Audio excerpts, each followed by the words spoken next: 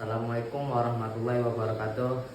Halo semuanya, perkenalkan nama saya Seto Nurdiantoro, NPM 2311010338. Saya dari Universitas Islam Negeri Lampung, Fakultas Tarbiyah dan Keguruan, jurusan Pendidikan Agama Islam, kelas E.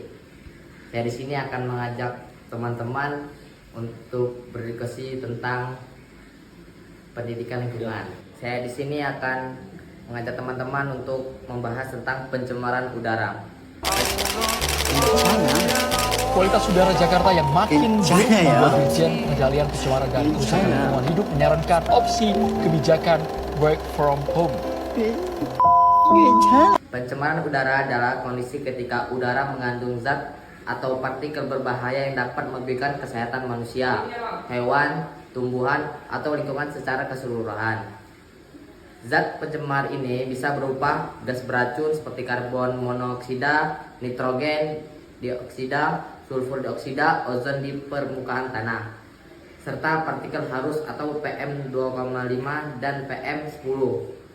Sumber pencemaran udara bisa berasal dari aktivitas manusia seperti asap kendaraan bermotor, pabrik, pembakaran sampah, atau juga dari sumber alami seperti letusan gunung berapi dan kebakaran hutan.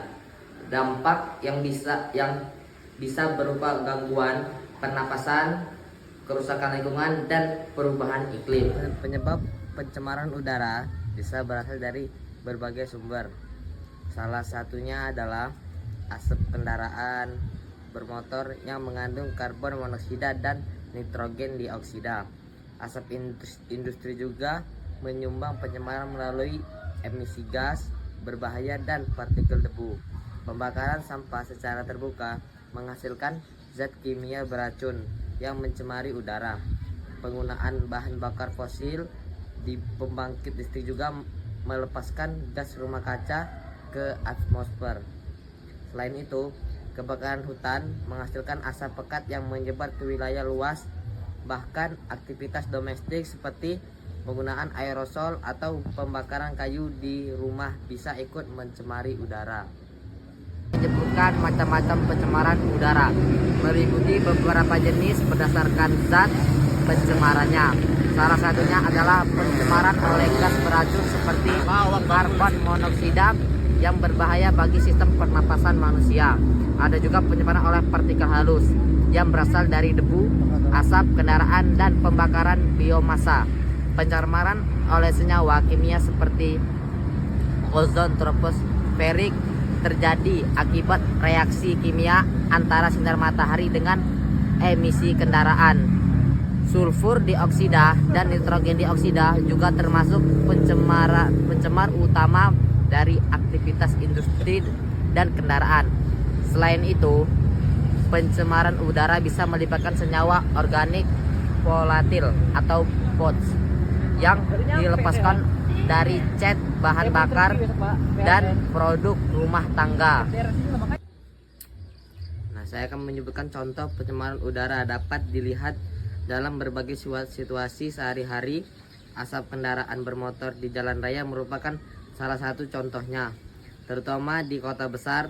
Asap hitam dari corobang pabrik yang memproduksi barang industri juga termasuk pencemaran udara. Pembakaran sampah rumah tangga secara terbuka menghasilkan asap yang mencemari lingkungan sekitar. Kebakaran hutan yang meluas mengeluarkan asap tebal yang menyebar ke kota-kota jauh dari lokasi kebakaran. Selain itu, penggunaan bahan bakar padat seperti kayu atau batu bara di rumah juga bisa menghasilkan asap berbahaya bagi kesehatan. Bahkan penggunaan pestisida dalam jumlah besar dapat menyebar partikel kimia ke udara. Nah, saya di sini akan menunjukkan video tentang polusi udara. Ini bukanlah kaki gunung, dan ini bukanlah kabut, melainkan ini adalah asap dari polusi.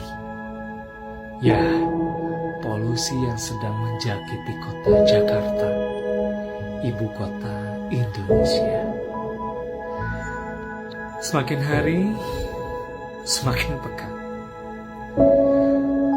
Seakan matahari tak mampu untuk menembusnya.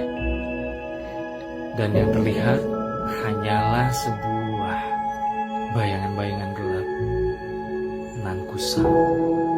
Dan kini, kota ini telah menduduki peringkat dengan udara tercemar sedunia. Bayangkan, sedunia. Apa yang akan terjadi esok? Apa yang akan terjadi di masa mendatang? Bagaimana dengan generasi kita? Akankah ini akan berakhir? Entahlah apa yang bisa kita perbuat.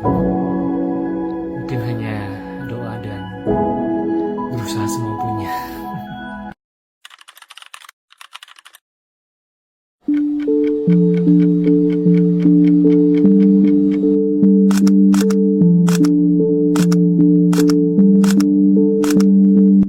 Banyaknya gedung-gedung tinggi, kurangnya lahan hijau, emisi kendaraan pribadi, serta seringnya aktivitas pembakaran menjadi penyebab polusi udara di kota-kota besar.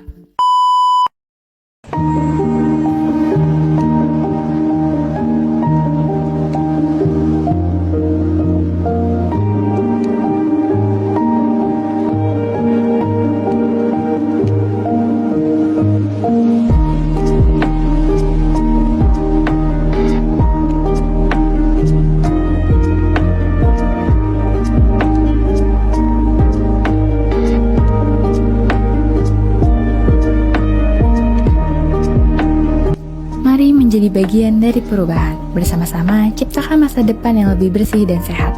Solusi untuk polusi dimulai dari kita.